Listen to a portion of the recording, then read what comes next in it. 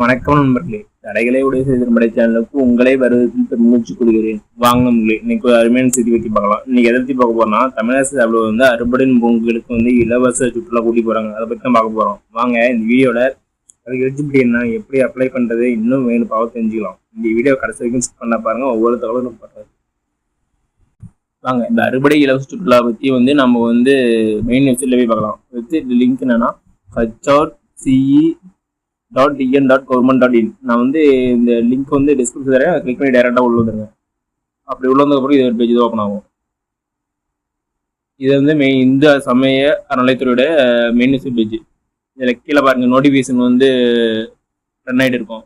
அதில் பாருங்க, வெயிட் பண்ணுங்க. அதில் அறுபடை வீடு ஆன்மீக பயணம் செய்வதற்கான அப்படின்னு வரும். அப்படி வந்ததுக்கு அப்புறம் அது கிளிக் பண்ணுங்க. அது கிளிக் பண்ணும்போது பிடிஎஃப் டவுன்லோட் ஆகும். இதுதான் அந்த பிடிஎஃப். வாங்க இதில் என்ன சொல்லிக்கலாம் பார்க்கலாம். வாங்க, அறுபடை வீடு ஆன்மீக பயணம் செல்லும் பக்தர்கள் கீழ்கண்ட நிபந்தனைகளுக்கு உட்பட்டு ஆன்மீகம் செல்வதற்கு தேர்வு செய்யப்பட அனுமதி கொடுவதுன்னு சொல்லிடுறாங்க.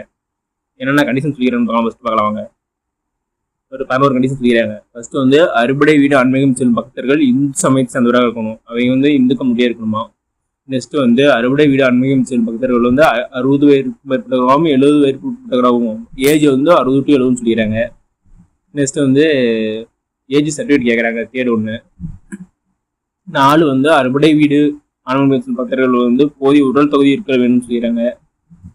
5வது பயன் அறுபடை வீடு ஆன்மீக பயணம் செல்லும் பக்தர்கள் தற்போது வசிக்கும் வீட்டின் நிலையான முகவரி ஆதாரம் இணைக்கப்பட வேண்டும் சொல்லிடுறாங்க.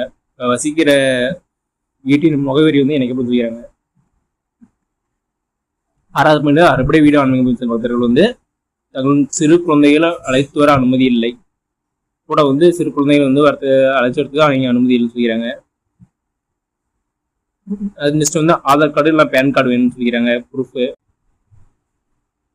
நெக்ஸ்ட் என்ன சொல்றாங்கன்னா, விண்ணப்பங்கள் அருகில் உள்ள இந்து சமய அறநிலையத்துறை இணை ஆணையர் அலுவலகத்தில் பெற்றுக்கொள்ளலாம் சொல்றாங்க. அது மட்டும் இல்லாம பெற்றுக்கொண்ட விண்ணப்பங்களை பூர்த்தி செய்து அதே அலுவலகத்தில் சமர்ப்பிக்கலாம்னு சொல்றாங்க. நெக்ஸ்ட் மேலும் விண்ணப்பங்கள் இந்து அறநிலையத்துறை வலைதளத்தில் பதிவிறக்கி சொல்லலாம் சொல்றாங்க. ஆன்லைன்ல டவுன்லோட் பண்ணிக்கலாமா. எந்த வெப்சைட்னா நம்ம பார்த்தோம்ல அதே வெப்சைட் தான், HRCE.DN.government.in. அந்த இதில் டவுன்லோட் பண்ணிக்கலாம். நெக்ஸ்ட் ஆன்மீக பயணம் பக்தர்கள் குடும்ப ஆண்டு வருமானம் 2 லட்சத்துக்குள் மிகாமல் இருக்க வேண்டும். 2 லட்சத்துக்குள் இருக்கணுமா. அதற்கான வருமான சான்று வட்டாட்சியர் பெற்று நிற்க வேண்டும். குடும்ப ஆண்டு வருமானம் 2 லட்சத்துக்குள்ள இருக்கணும். அதுக்கான சான்றிதழ் வேணும்னு சொல்லிக்கிறாங்க. இன்கம் சர்டிஃபிகேட், குடும்ப இன்கம் குடும்ப ஆண்டு வருமானம் 2 லட்சத்துக்குள்ள இருக்கிற மாதிரி ஒரு சர்டிஃபிகேட் வேணும். அப்படி இல்லைன்னா அது இந்த சுற்றுலாவுக்கு எலிஜிபிள் இல்லை. நெக்ஸ்ட் பக்தர்கள் ஒரே முறை மட்டும் பயணம் கலந்து கொள்ள முடியும்னு சொல்லிடுறாங்க. ஒரே ஒரு முறை மட்டும் தான் அந்த பயணத்துக்கு கலந்து கொள்ள சொல்லிடுறாங்க. நெக்ஸ்ட் வாங்க எப்படி அப்ளை பண்ண பார்க்கலாம். வாங்க, ஃபர்ஸ்ட் அறுபடை வீடு ஆன்மீக பயணம் என்ன பண்ணி கொடுத்து பாஸ்போர்ட் அளவுக்கு பை பண்ணுவாங்க, போட்டோ ஒன்று விட்டணும்.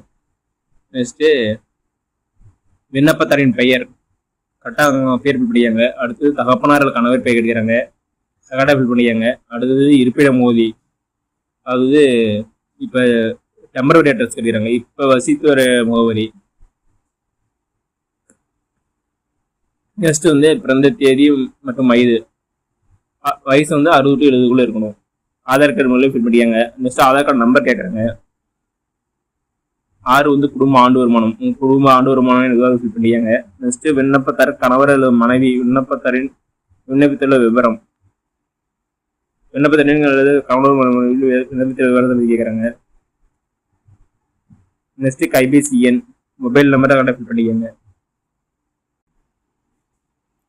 நெக்ஸ்ட் விண்ணப்பத்துடன் இணைக்கப்படிய ஆவணங்கள், என்ன ஆவணங்கள் கேட்டுக்கிறாங்க பாருங்க. இந்து சமயத்தை சார்ந்த சான்றிதழ், பள்ளி ஸ்கூல் சர்டிஃபிகேட், நான் காலேஜ் சர்டிஃபிகேட் கேட்குறாங்க, இல்லை தொடர்புடைய வட்டாட்சி சான்றிதழ். நெக்ஸ்ட் பர்த் சர்டிஃபிகேட் ப்ரூஃப் கேட்குறாங்க.